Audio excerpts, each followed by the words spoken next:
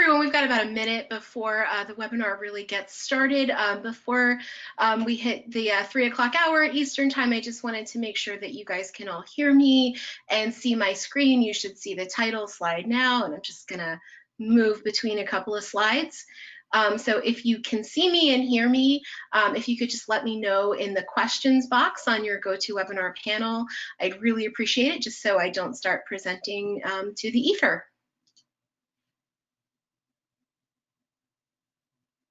All right, looks like you can all see and hear me, which is great. So we'll just give everybody a minute to log on, and then we'll get started.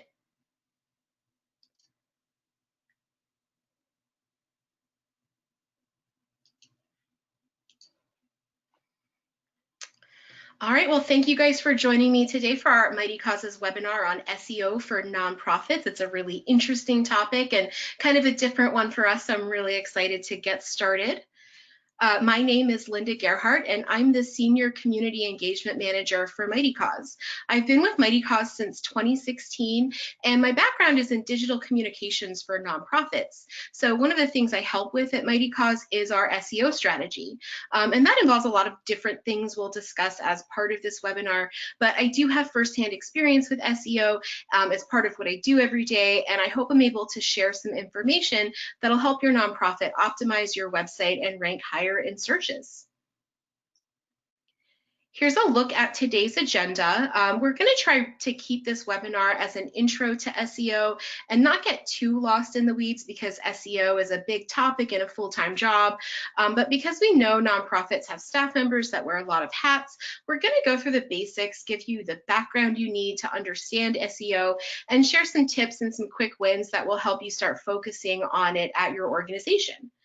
Just as a bit of housekeeping, just to keep things rolling, I'll be taking questions at the end of the webinar. So if you think of something you want to ask while I'm presenting, just stick that question into the questions box of your GoToWebinar panel, and I'll make sure that we make time to answer your question at the end.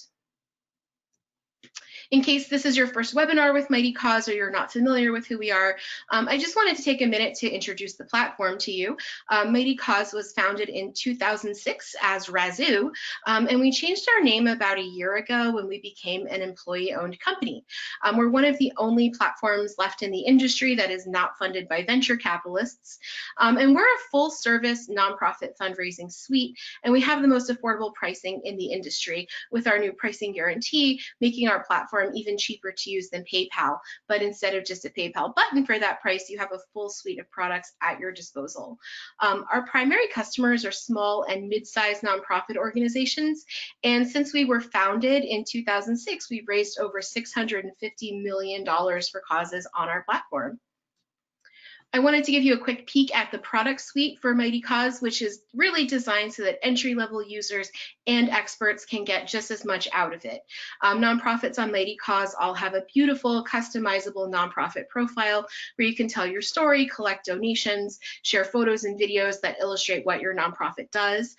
We also offer peer-to-peer fundraising along with the best team and event fundraising tools on the market. So if you have an event coming up this summer or this spring, and you want to incorporate some peer-to-peer fundraising, we are definitely the best platform for that.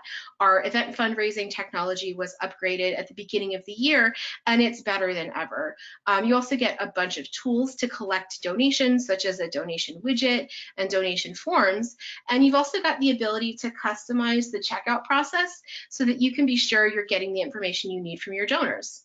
We offer comprehensive reporting on your donations, and you have full control over your donor data. We will never contact your donors. We will never try to sell your donors anything. Your donors are yours, and all we ever do is send them receipts and transactional emails. But you have full access to all of the information that they provided. We never hold it over your head or make you jump through any hoops to get that information. If you are familiar with Mighty Cause and you're an existing user, or you just want to make sure that you have access to all the tools we have available, one thing you can consider is a subscription to Mighty Cause Advanced. It's just $99 per month, which you can pay annually or monthly based on whatever works best for your nonprofit and your budget. And with a subscription, you'll gain access to some additional tools that will help you take your fundraising to the next level, including our supporter CRM tool, which creates records for each donor, each fundraiser, and each volunteer, advanced analytics to dig into your nonprofit's fundraising metrics. And this is new, and you're actually getting an exclusive announcement here today, but we just launched Text to Give, which is available to all advanced subscribers. So that's just a glimpse of what you'll get with a subscription to Mighty Cause and an overall look at the platform before we start digging into SEO.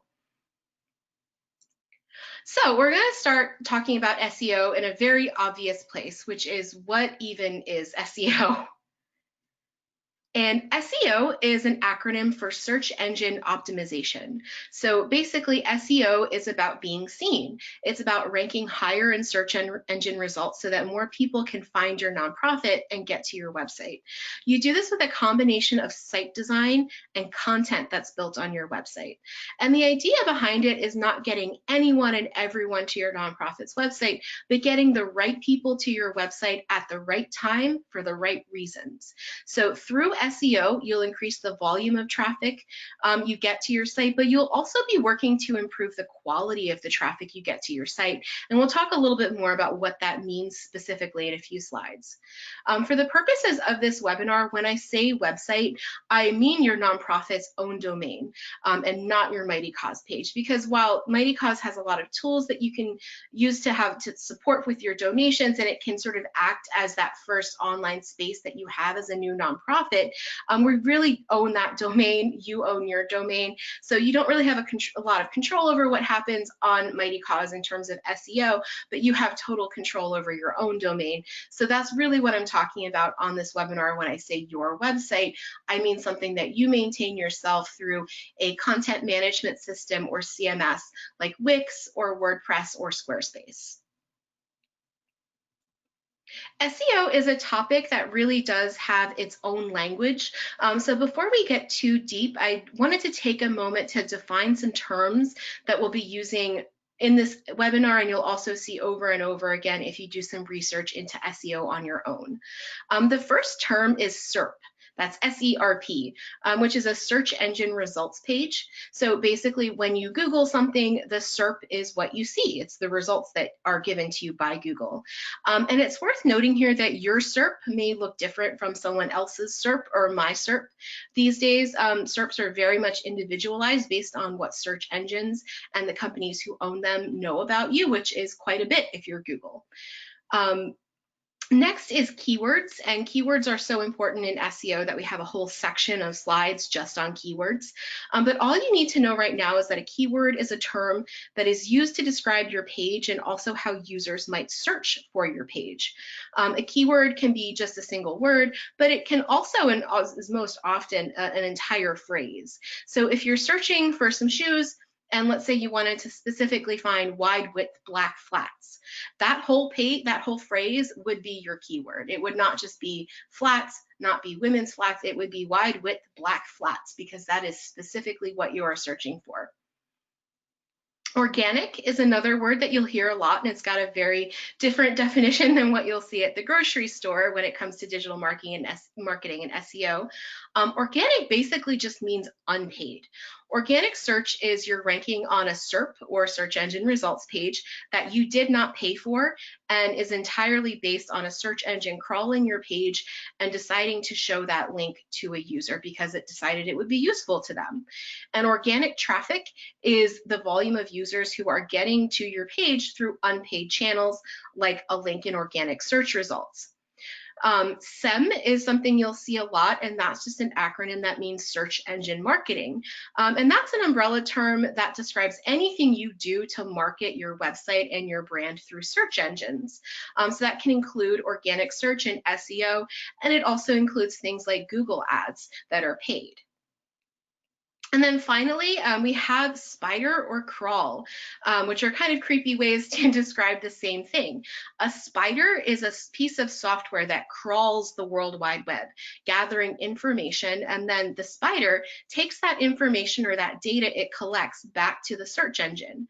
Now, Google doesn't just crawl the web specifically for you. So if you're Googling how Game of Thrones ended, it's not going to crawl every website on the internet to try and find that answer for you, because that requires an incredible amount of work. So instead, what the spider or crawler does is it stores the data in indexes, so that when you do search for those Game of Thrones spoilers, it already has that data stored and can quickly pull up the most relevant web pages for you, so that you can find out who sat on the Iron Throne. It recrawls web pages and updates these indexes periodically. It doesn't do it every hour or every day. So that's why sometimes if you make a change to your web page or your website and then you Google it, you may not see that reflected immediately. That's because Google needs to recrawl your page and get that more up-to-date information. All right, so now that we've got some vocabulary out of the way, we'll move into what SEO actually does. As we mentioned a few moments ago, SEO helps increase the quantity of your traffic. It basically brings more front people to your digital front door because you've made it easy to find you. And it also improves the quality of that traffic, meaning that the people you're bringing to your site are the people you actually want there. It is meaningful traffic. So through the smart use of SEO, you'll be able to help more people in your community find your nonprofit and hopefully filter out people who are searching terms in different countries or different cities and just looking for things that you can't really help them with, because sometimes you'll find that with Google results too. You'll end up on a page and you're like, I don't know what this is and it doesn't have anything to do with me. Smart SEO cuts down on that experience for both you and the user. And it also just boosts your visibility. Being a first, second, or third ranking page on a high volume search can really be a game changer for your website and your brand, and really just help you establish your online presence. If you have something in particular you're looking to boost in visibility, a particular page that you're looking to get more eyes on, being thoughtful about SEO can help you get the traffic and attention that you're looking for. And finally, it helps you market your nonprofit without sinking lots of money into it. SEO may require the help of a webmaster and maybe a few tools here and there, but it's otherwise totally free. You don't have to pay for this because it's organic placement in search engine results page or SERPs. It's just about editing your site structure, adding a few things here and there, and how you create content for your site. And if you do at some point want to decide that you want to invest in search engine marketing or SEM or get a Google ad grant, SEO provides the structure you need to really succeed at those things. There are different types of SEO too, and we'll hit on every one of these types in this webinar. On-page SEO is most important, and it's usually what people are talking about when they talk about SEO, and it's exactly what it sounds like. It's the things you do on a page that helps search engines find that page and understand what it's for and show it to users who might be interested in it. Off-page SEO are things you do outside of your own website and domain, like getting backlinks, which we'll talk more about later. Black hat SEO is sort of the nasty underbelly of SEO. The name comes from old Westerns. You had the black hats who were the bad guys and the white hats who were the good guys. And black hat SEO is basically that there are always people who will want to try and figure out how to game the system, and they'll use tricks that are either unethical or unsavory or outright banned to try and trick search engines into ranking them higher in SERPs for whatever purpose, and usually that purpose is showing them advertising. White hat SEO is the other side of that. White hat SEO are accepted, encourage tactics that are shared by search engines that really don't skate the line of what's allowed or try to trick users or search engines. So all of the recommendations I'll be making during this webinar are white hat SEO, but we will provide an example or two of black hat SEO just so you can understand what that looks like. Okay, so if I haven't totally lost you, or this seems like it's too complicated to care about, you're not alone. There are for-profit businesses that get confused and overwhelmed by SEO. But I want to explain why this is important to nonprofits, why we decided to host this webinar, and really explain what your nonprofit can get out of focusing on SEO. Ultimately, what SEO is really great for is building your brand. And every time I've hosted a webinar about marketing for nonprofits, there are always some people who are hesitant or a little confused about this one point, which is that nonprofits have a brand, but you absolutely do.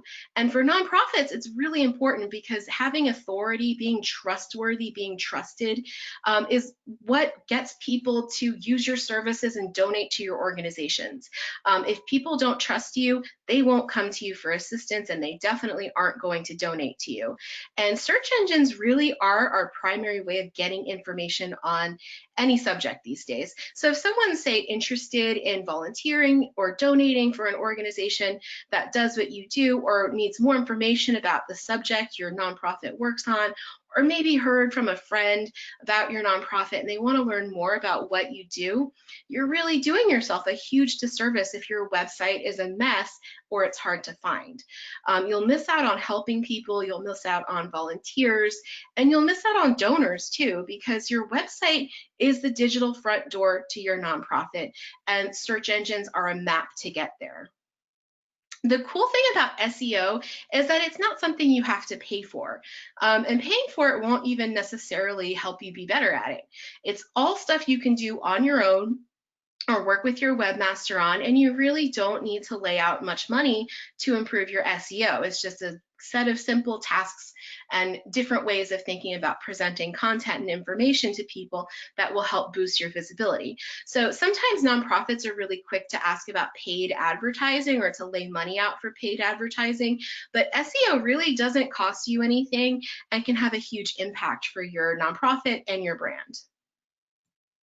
SEO will also help you meet people where they are. And while I usually use the phrase meet people where they are figuratively, this time I mean it literally, because you're meeting them where they literally are, which is where most of us are, meaning that we're on Google, we're searching for information on our smartphones. SEO will help you connect with your constituency when they're actively seeking help or information with whatever work your nonprofit does.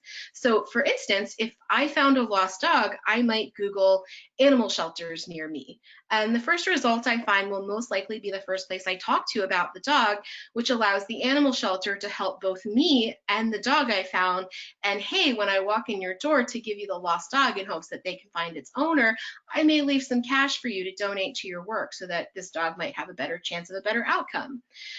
Or to give another example, if I'm looking for Meals on Wheels for my grandmother or another service like that, I'm going to Google it. And the first result or two are going to be places I contact for help taking care of my beloved grandmother. So this can sound pretty technical and robotic, and I won't lie, sometimes SEO is a little bit technical and robotic, but this is the heart of what it's really all about for nonprofits. You're making that first contact with a human being in your community who needs your help or your expertise or your services or your guidance. And even if you're not in the business of providing direct assistance to the public, SEO can help you advance your mission. For instance, let's say you're an environmental organization and you mostly do policy work and political advocacy rather than getting your hands dirty dealing with the public. SEO can still be a huge help because you'll be better equipped to share information about environmentally friendly practices and common questions people have about climate change and the ways they can reduce their carbon footprint. And you can also let them know about bills that are being introduced and ways they can get involved. So an optimized page for something lots of people search for, like for instance, if you're the environmental organization and you wanted to share some information about recycling and how to compost, that can bring a lot of people to your page. And if you set up your page correctly, it can keep them clicking to get them more information about your nonprofit and about your work.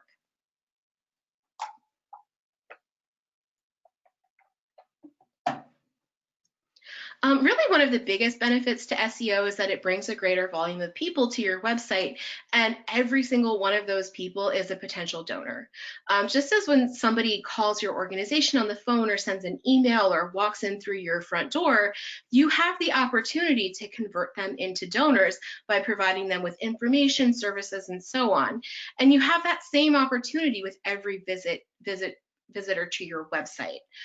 So obviously a key part in this is having an easy, visible way to donate on your website. It should be front and center, and that's where Mighty Cause's donation widget can help. You can embed it right on your website. best practice is to create a page that says donate, a page specifically for donations that contains all the boilerplate legal language you want to include, and you can just embed the widget there. But you can also embed it on any page where you'd like to collect donations. Soon we'll also be releasing some new forms that are a little bit fancy and allow you to get a little bit more creative. So keep an eye out for that, because this is a really key part of how you can convert website visitors into donors and make sure that you're getting donors at every entry point to your organization. The final thing we'll discuss is the benefit of lead generation. And what that means in practice is capturing information. One of the most frequent questions that I get from nonprofits is, how do I get more people to sign up for my email list? And one of the ways you'll really want to consider is through your website. They're online and it's really easy for them to enter their email address and get signed up. So if you've optimized for SEO and you're bringing traffic to your website, you'll also want to install some contact forms, pop-ups, slide-ins, and banners prompting people to sign up for your email list. There are a lot of programs you can use for that, like Opt-in Monster. There's lots of plugins through WordPress if you have a WordPress site. But this is another thing SEO is great for, which is growing your email list and capturing leads so that you can start cultivating them and hopefully turn them into donors. All right, so next we're going to move into how to develop your SEO strategy.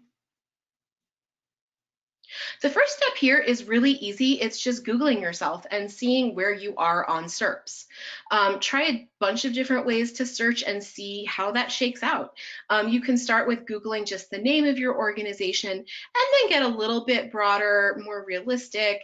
For instance, if you're a food bank in Maryland, Google food banks in Maryland, or Help with Food, MD, or Food Pantry and the name of your city.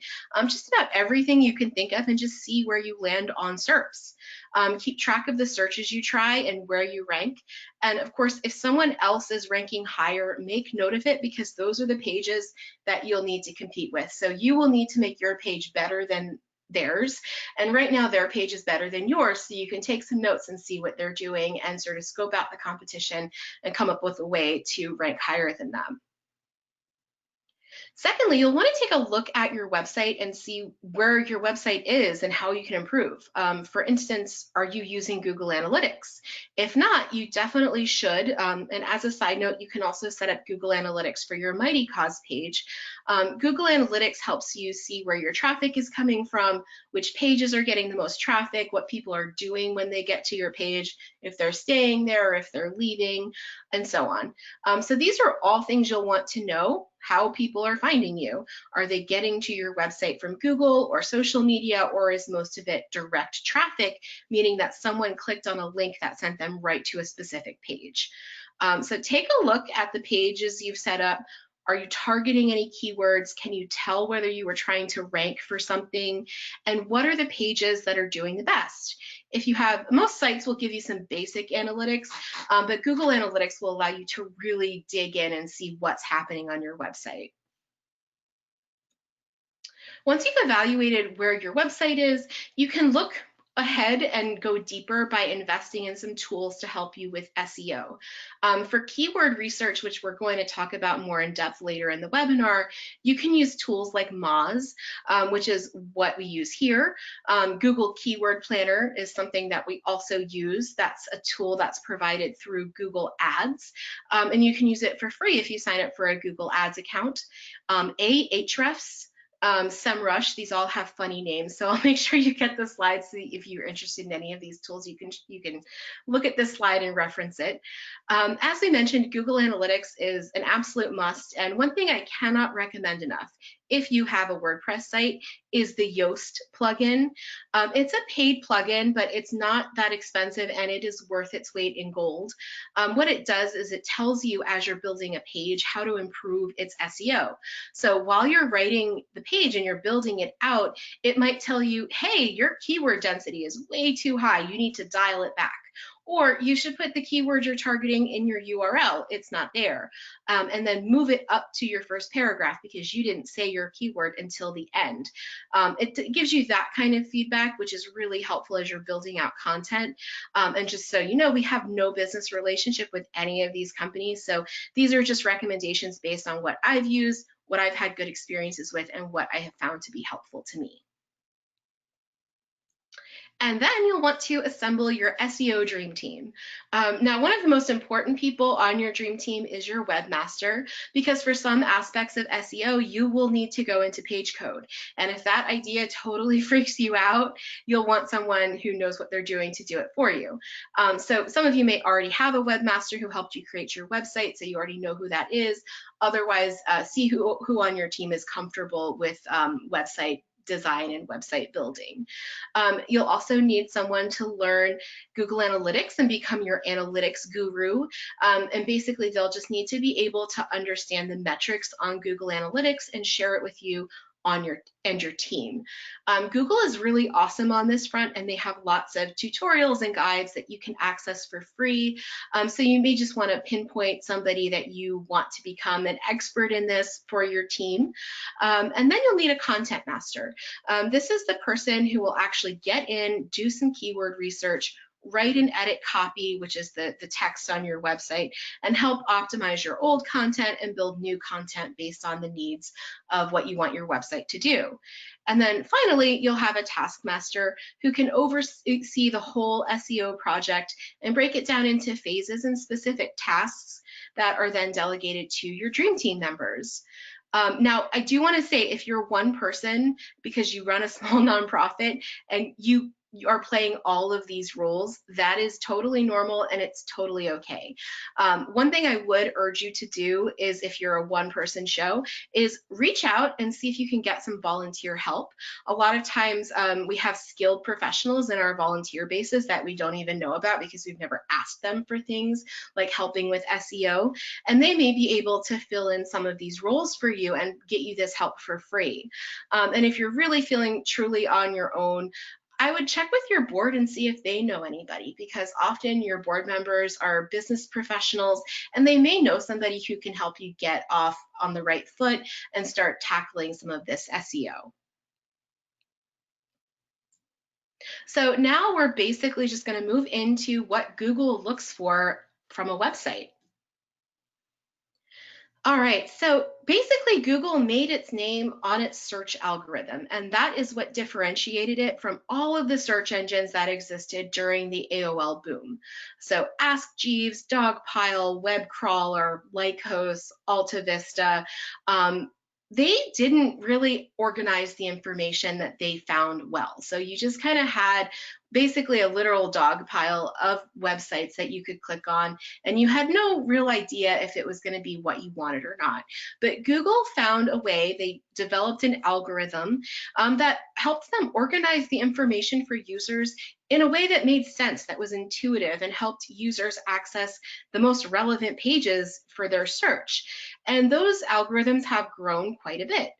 They started out with PageRank, which, as a bit of trivia, is not named because the algorithm helps Google rank pages, but after the algorithm's creator, Larry Page. So if you're ever playing Trivial Pursuit, that may come in handy. They then released updates that would further refine search results. They came out, and they gave them all really cute names. Google Panda came out in 2011 to weed out low quality pages from search results and give priority to high quality pages. So basically cutting down on spammy pages that just want to show you advertising. Google Penguin came out in 2012, and that further weeded out pages that were using black hat SEO techniques like keyword stuffing.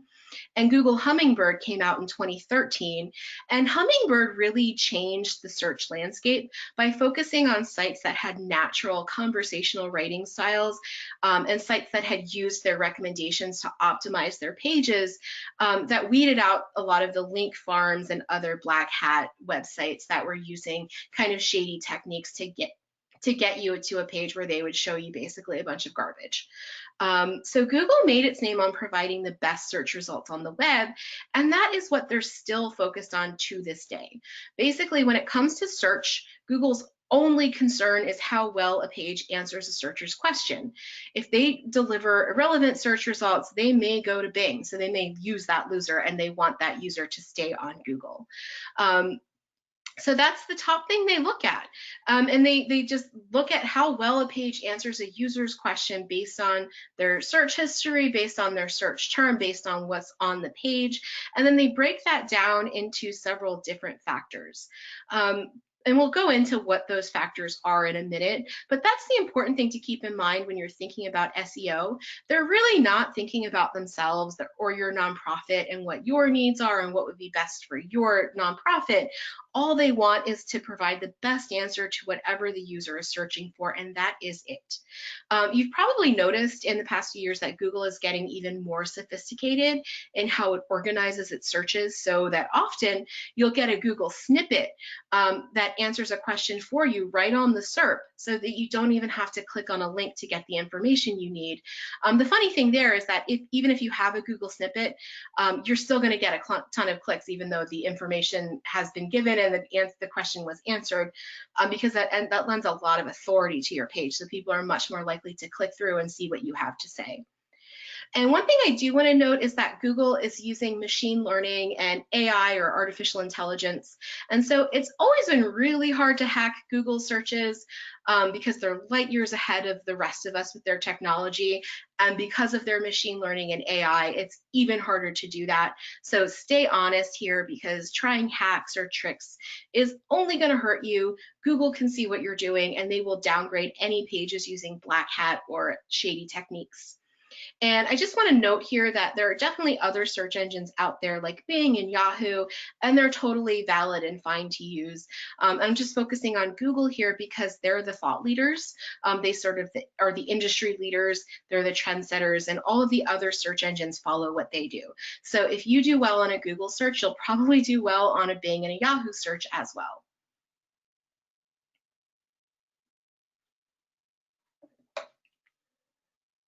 So that's all great information, but what are you supposed to actually do on your web page, right? Well, here are the on-page factors that Google is looking for. These are those things that breaks down what Google's looking for. First, you need to have a sitemap available to Google. And a sitemap is just a file that has information about everything that's on your website so that Google can crawl it and get the information that it needs. Google looks at your page load speed because if your page takes a million years to load when someone clicks on it, it doesn't want to waste users' time sending people there, because that's a bad experience. They also look for mobile-friendly design, which is becoming increasingly important with smartphones, because most of us are no longer conducting Google searches from a desktop computer, but from our phones.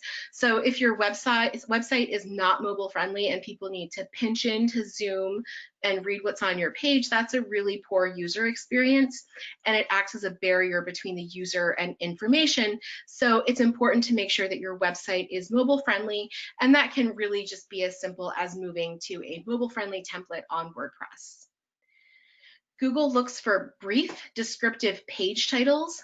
So if you look at the top of your browser and your page says untitled, it's not going to rank on a SERP most likely, because Google doesn't really know what your page is about because you didn't tell them with a page title. It also looks at page descriptions or meta tags that tell Google and the user what is on the page. So when you Google and see a little sentence or two underneath that's describing the content on the page, that's because someone added a meta tag or a meta description. Google can pull that information from your page, but it may not be what you want it to be. And Google doesn't really like to do that. So it's in your best interest to add that description. And it also looks at your headings, which are your H1s and your H2s and so on, and the actual content of your page. Google looks for structured data markup. That's just to better understand your page, and that's something that your webmaster really can help you with, or you can find examples of it by Googling it. It does involve going into the code and adding some things there, but they do provide pretty clear instructions if you want to Google structured data markup, SEO. And finally, it's looking at your site structure and hierarchy. It's looking to see basically whether your website is robust and structured in a way that we'll go into detail about in a minute, or whether your site is kind of thin and only has 5 pages with no subpages. Basically, it's trying to determine how trustworthy you are, how authoritative you are. So obviously, the more robust your site is, the higher you will rank. I know this is a lot of information, and I'll make sure that you get this slide deck so that you can go through this list of on-page factors when you need to. A lot of these, though, are really easy wins that don't require a whole lot of work, like adding a better title to your page, or adding meta tags and adding headers, or putting your keywords in your headers if you didn't do that the first time around. So these are really quick ways that you can improve your SEO, and going forward when you're building new content for your website, make sure that you're taking these factors into account and building them in from the start. Google also looks at off-page factors, and one of the biggest ones is backlinks, meaning whether your site is linked elsewhere and whether those sites are trustworthy. Google only wants to recommend good sources of information. It doesn't want to be known for sending people to spammy sites. So this is one of the ways that Google determines whether you're a trustworthy source of information, because if other people are linking to you and those sites where you're being linked are also good, trustworthy websites, then it can feel pretty confident that you are a trustworthy source of information. And just the links themselves are not enough here, because if you're getting backlinks through a site that's basically a link farm, which is a website that kind of just exists for the sole purpose of providing backlinks, there's usually, people pay for that. Google actually dings you for that, and it'll hurt your overall SEO. Things like mentions in news articles, press releases, guest blogs, and so on will help your SEO, as will a presence on social media. So one thing Google looks for, and I recommend doing as soon as you can, is a Google My Business profile. It's free to use and allows Google to nicely package together a knowledge panel about your nonprofit information. You've probably seen this before.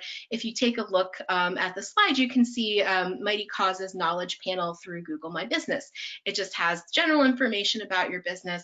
It'll have any reviews, your business hours, etc. So all you have to do is sign up for Google My Business, verify your business, and start filling out your profile.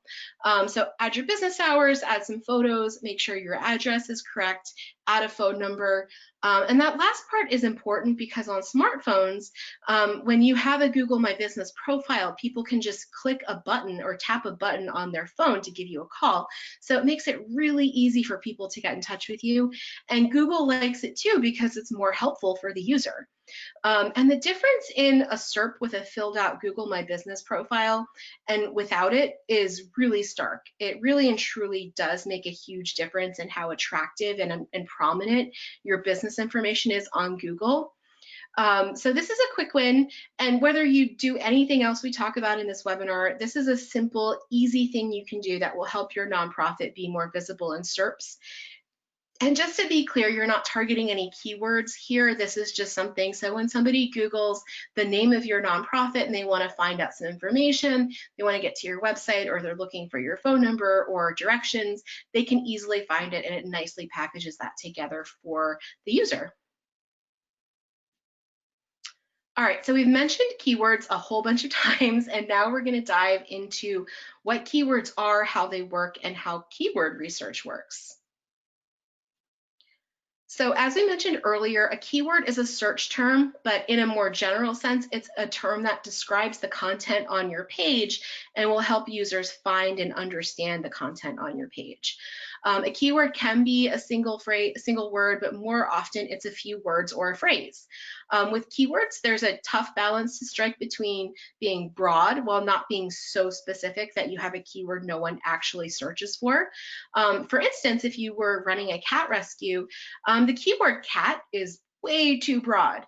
But cat rescue in Denver with same-day adoptions that has black cats is way too specific. So you'll need to strike the right balance of having something that is broad and can answer lots of questions, but is not so specific that nobody actually searches that way. And most importantly, once you choose a keyword, you need to actually build a page with content that supports the use of that keyword. So to go back to the cat rescue, if you decide to target the word cat adoption on your page, and then you spend half the page talking about dog adoptions, that keyword doesn't work for the actual content on your page. So it's not a helpful page for somebody who's looking for information about cat adoptions. So in that case, you need to either edit your page so it's more about cat adoptions, or just choose a different keyword to target and talk about adoptions more generally. Keyword targeting is considered on-page SEO since it's something that you're going to do on the page itself. Sometimes choosing a keyword can be really easy and obvious, but in either case, it helps to use a keyword explorer or a keyword planner during the process. The programs we talked about earlier, like Moz and SEMrush, have keyword explorers that will show you what pages are currently ranking for a keyword and also what the volume and opportunity is. So to go back to cats, because clearly I'm a cat lady and I keep bringing up cats, if you were looking to rank for a page that you put together on cat behavior, you could try the keyword cat behavior and plug that into a keyword explorer. But you'll probably see that because that's so broad, it gets a lot of volume, but there's a ton of competition from really well-established, robust websites. So you can use the keyword explorer to hone in on the right keyword for your page. So most of these explorers and planners track volume and opportunity. So you'll want to find a keyword that gets decent volume, people are actually using this term to search, but also has a high opportunity score, which means that there's room for your page to be included because there's not a bunch of really great pages already ranking for that term. And again, your content has to be relevant here. So in your keyword research, you may find that cat behavior is a really crowded playing field, but there's a lot of opportunity for a page on a specific cat behavior, like cats scratching couches. So you could change up the type of content you end up making. You could pivot to addressing a more specific page on cat behavior instead of just having one general page and targeting keywords with high opportunity within the general subject you're looking to create content on. You may also decide that, hey, our blog is a great place for a lot of this. So instead of creating a landing page, you write a blog post instead. The thing with keyword research is to keep in mind what question is being asked with the keyword and how well you're answering it. So you want to choose keywords that are questions people are actually likely to ask. And that brings us to the types of things that people tend to ask Google. The first and most common type is informational queries, such as what is the airspeed velocity of an unladen swallow, which any Monty Python fans in the audience probably know how to answer. These are just straightforward questions with straightforward answers. The next is navigational queries. So for instance, if someone is looking for our blog, they may Google Mighty Cause blog. These are straightforward. They're just looking to get to a specific page on the internet and asking Google to help them find it. Next is transactional queries, where a user wants to do something, like stream Game of Thrones.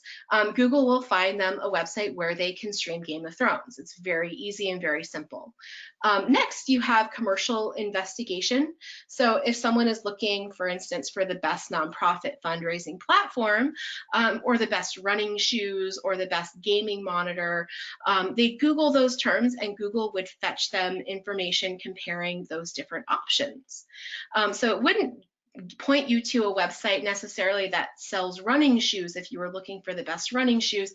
It would point you to a web page that is comparing different kinds of running shoes. And if you were to Google that, you would probably find that a lot of shoe companies are creating pages on their own websites so they can sell their product, but also capture that traffic looking for the best running shoes. And then finally, you have local queries, which are gaining popularity as we carry our smartphones around.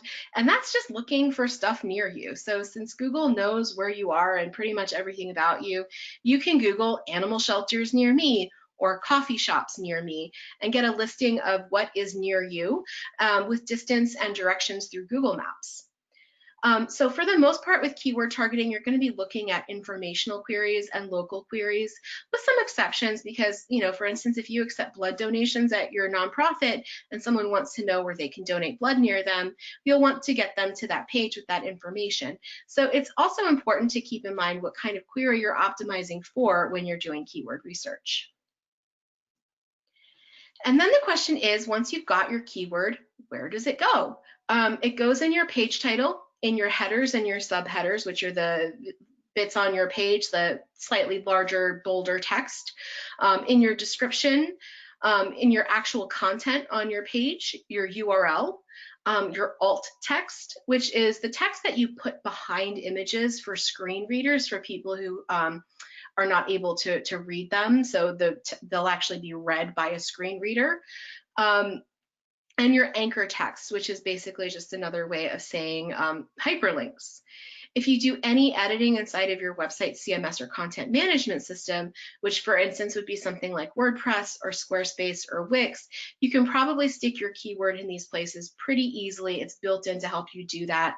But you can also ask your webmaster to help you do this for you, especially if you're having a hard time finding the alt text and description. So keywords and content are BFFs, they're best friends. They have a super close relationship and they need to work closely together to complement each other. Your keywords have to be fully integrated into your page's content so that it's natural and it sounds like it was written by a human for a human, and it must also be relevant.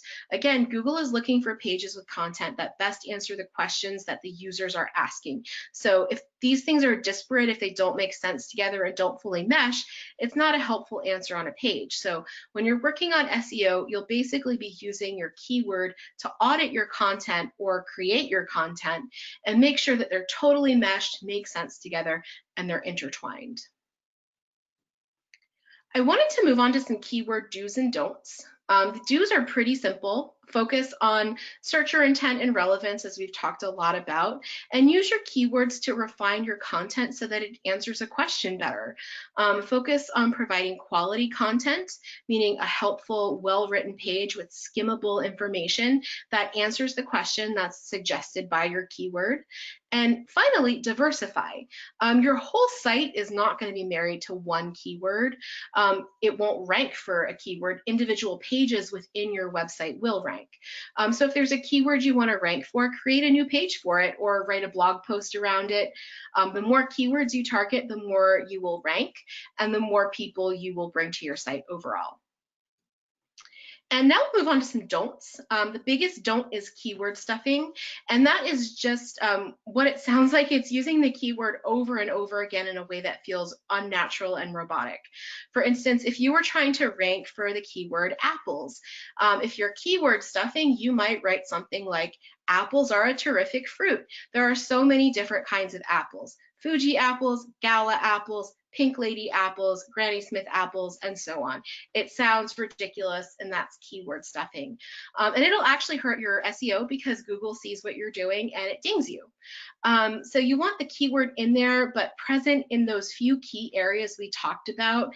And you need for the content to sound like a human being wrote it, and it's not something that a computer spat out for you.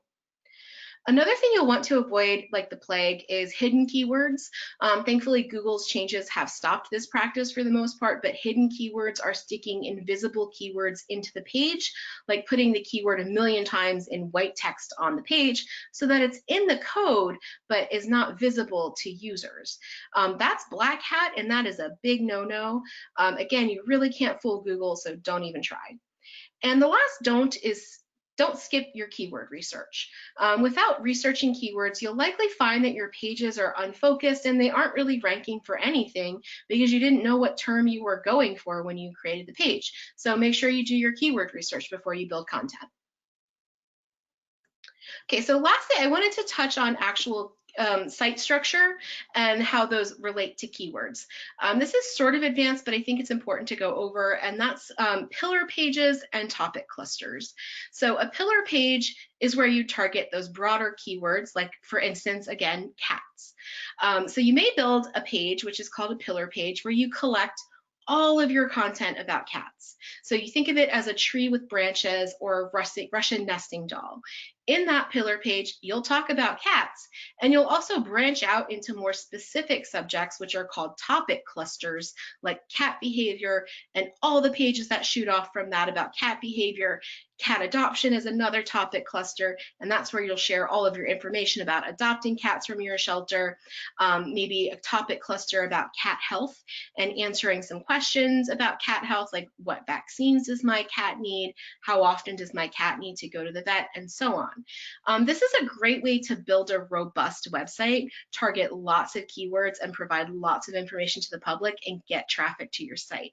And because you'll have this rich library of information, people will spend more time on your site because you'll want to create a link between these pages. So for instance, when somebody's on the cat adoption page, they can be prompted with a link to your other page about how to choose the right cat for your family, and so on.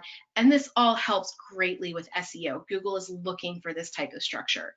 So this may sound confusing, and you definitely don't need to start here, but when we're talking about a larger SEO project, this is kind of where you want to end up, with this big library of pillar pages and topic clusters based on keywords that you're looking to target.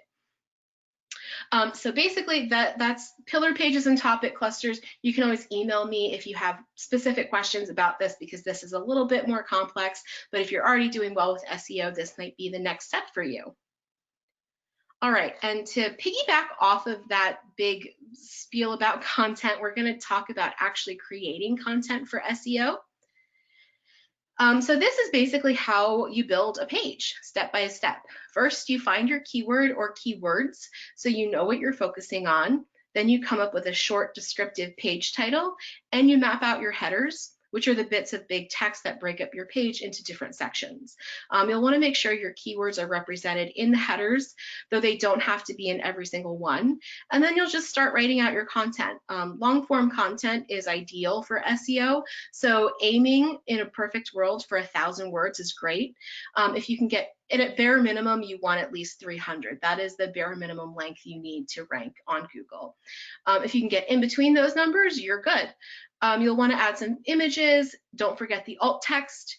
Add video if you have it. Make sure you've got some other links to other content and link out to other websites, just to round out and add anchor text to your page. Following this structure, you can build a solid landing page, and this is also how I build blog posts. So this is really helpful. This structure is very simple, and it's a format that you can easily learn that's optimized for search engine visibility.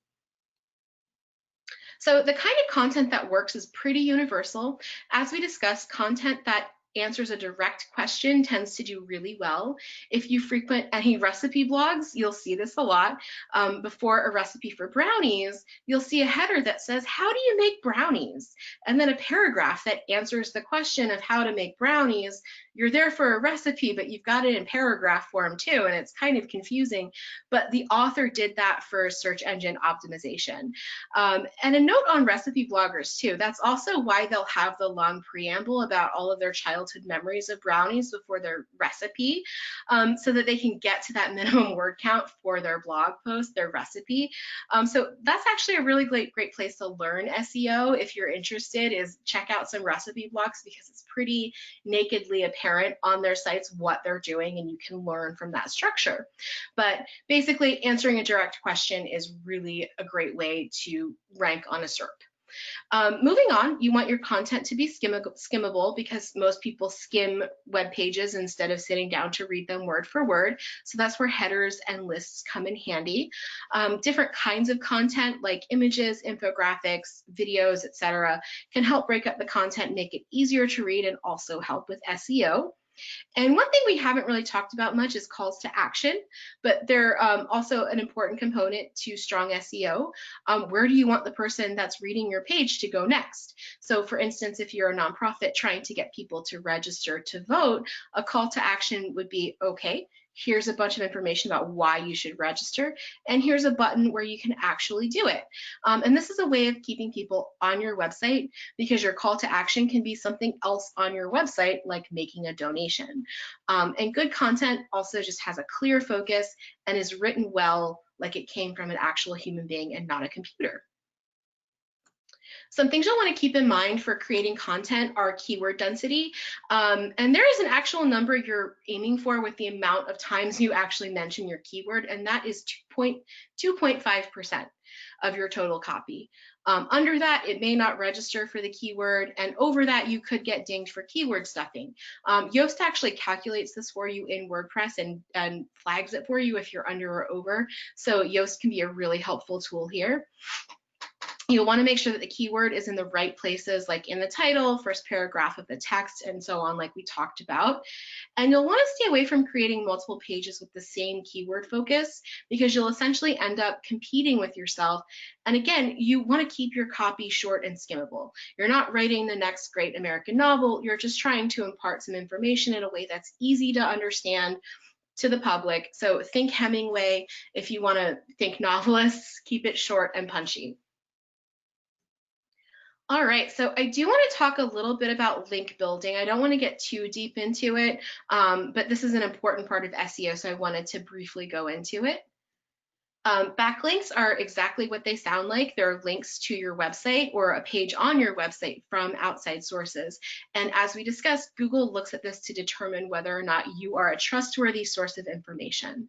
So when you're thinking of backlink strategy, first try to think of anywhere that you should be linked but aren't, like a news article where your executive director was interviewed, or a partner organization's website. If you get mentioned somewhere but don't get a link, it's always worth reaching out and asking for a link, because these do matter quite a bit. And researching where you're mentioned and where you should be linked, and asking them to provide a link on the page where you're mentioned can be a really great, easy task for a volunteer, especially one who's maybe interested in working from home, so that you don't have to spend your time writing emails about backlinks. The other side of this is finding opportunities to build your links. For instance, guest blogs are a really great way to build links. And if you use Mighty Cause and you've run a fundraiser that you want to write about, you can always contact me. We're happy to publish guest posts on the Mighty Cause blog.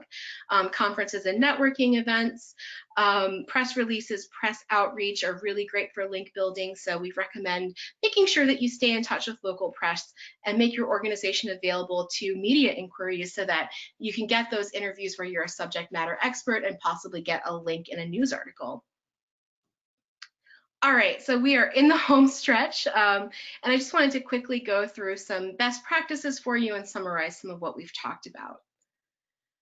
First, you should know that SEO is a long game. The results are not immediate. It can take a little time to start seeing the effects of SEO on site traffic, signups, for your newsletter, and so on. So be patient, keep track of what you're doing, celebrate your small successes, and if you find yourself tempted to farm this out to someone else that is offering hacks or making crazy promises about quick SEO results, be very careful, because some of them can be kind of scammy and a waste of money and time.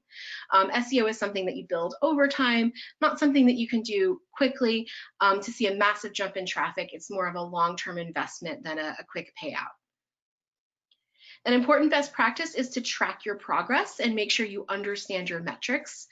Google offers free comprehensive guides to SEO, analytics, PPC, or pay-per-click advertising, which can be extremely helpful in understanding the ins and outs of search engine marketing. So I definitely recommend taking advantage of the free resources that are available. I do SEO work here. I've done it for nonprofits, and I didn't go to school for this. This is just information that's freely available. It's democratized. Anyone can learn it. The resources are free. So just, use what's available to you. Work with your webmaster to ensure your analytics are working properly. And as with any project, you want to define your goals so you can track your progress.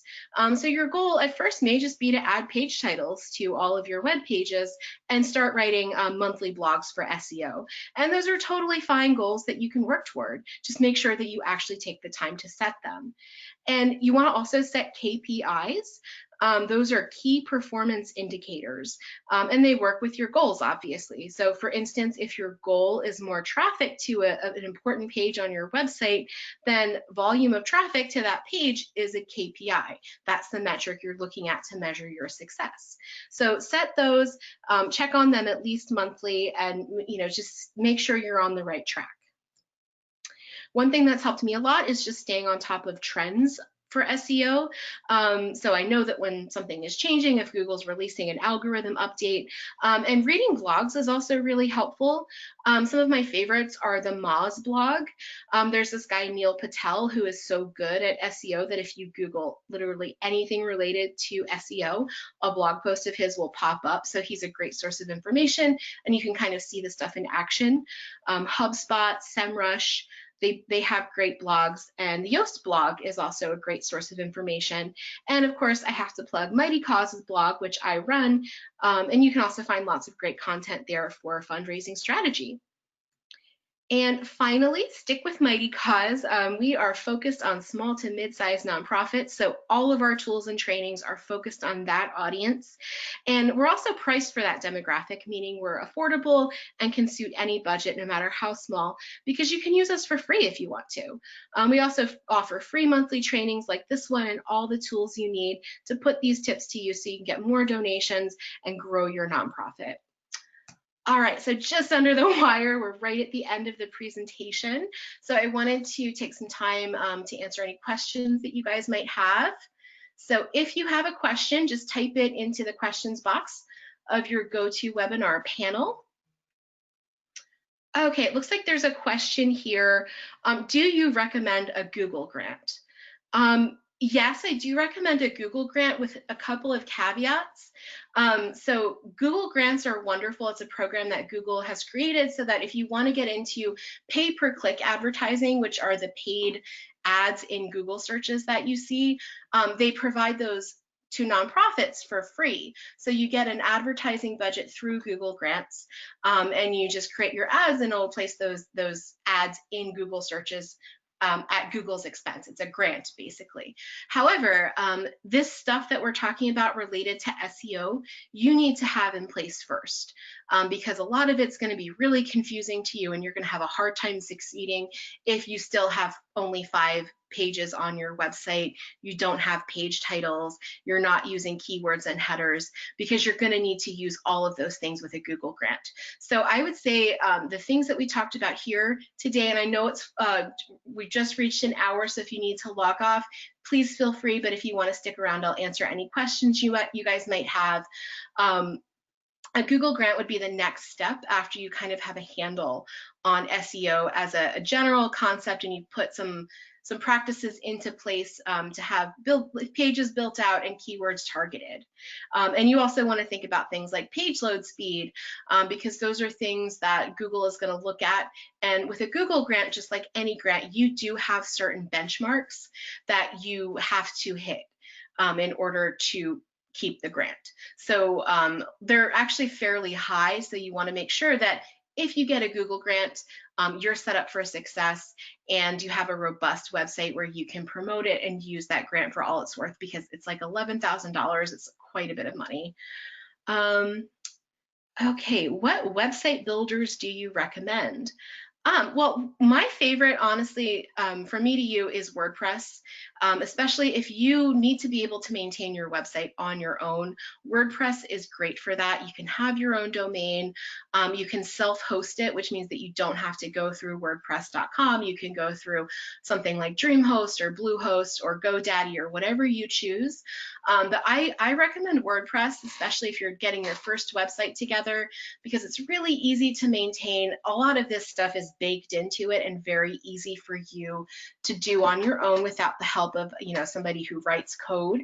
And there's also a lot of really excellent plugins that WordPress offers, and a plugin is basically like the same thing as a widget. If you think about a widget, you just plug it into your website and it's a tool that's good to go and helps you do the thing that you want to do. So I really recommend WordPress for your first site.